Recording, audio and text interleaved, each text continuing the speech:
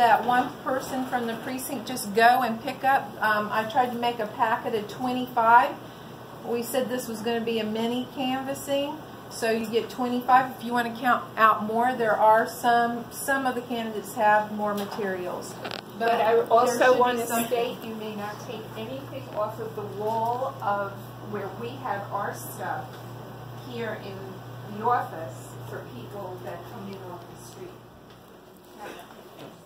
Everything is on the table right back there with a blue tablecloth for every candidate, and a couple other handouts like the voters registration and the absentee ballot information. Now, is this just for the mini canvassing in August? Just for the mini canvassing, because the candidates don't have have large quantities of rat cards. So get 25 and visit your first 25 people.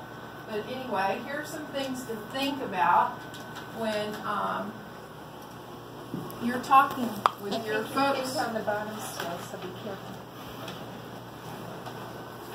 So, like I said, one person from each precinct, you'll go and gather the materials.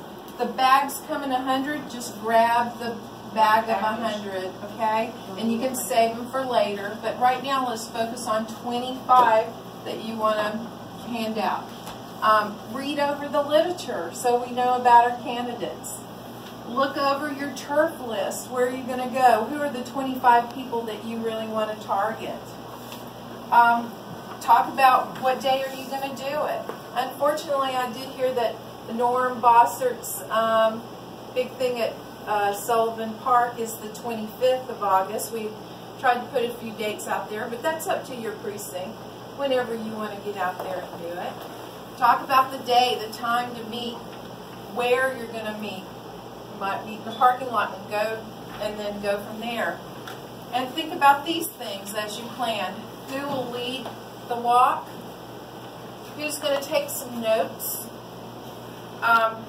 Who's going to replenish the materials? Maybe that will be the driver, or maybe the person that tags along. Maybe one of you want to talk. Some people are better at that than others, and the other person is just making sure the materials are ready to hand out. Okay? And then prepare your "Sorry We Missed You" cards if you want to leave a card, or if you want to make copies, I guess, of Bob's note that he did. That was excellent. I'm so happy that you did that. I have more copies here. So happy that you did that. And the one I revised just includes information about the fact that there's only one early voting site and the absentee voting thing. And the last thing, you might want to tailor your script. What do you want to say? Bob said the most important thing about canvassing is know your purpose.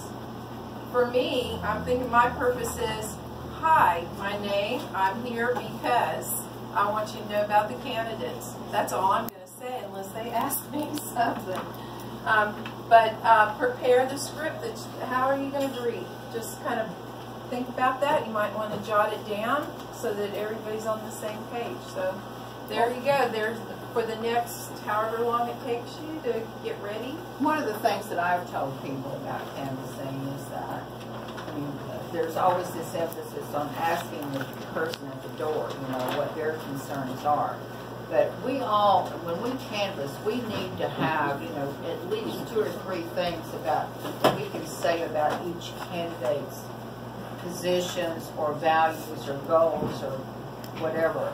So if somebody says, well, this is my concern, we hope that we can dredge up some piece of information and say, well, this candidate speaks to that problem this way, and be able to give them that information.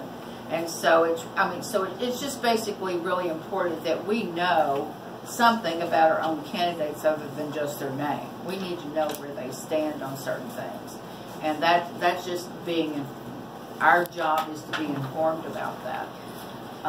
Kathleen, what about the difference between speaking and listening? I've always found it, really people being heard goes a long way too. Can you talk a little bit about when to listen, when to speak? When you introduce yourself at the door, hi, I'm Kathleen Gould, and I'm knocking doors today on behalf of Democratic candidates, and I hope you will, you will get out to vote.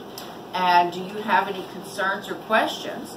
And then, the ball's in their court, and you hope they will say something. I mean, Democrats tend to say, I was told Michelle before that when you're knocking the door of a good Democrat, there's a lot of hooray for our side talking. They don't ask a lot of questions about candidates. Oh, I'm just so glad you're doing this or whatever. But unaffiliated voters are people who are kind of namby-pamby, who don't vote all the time.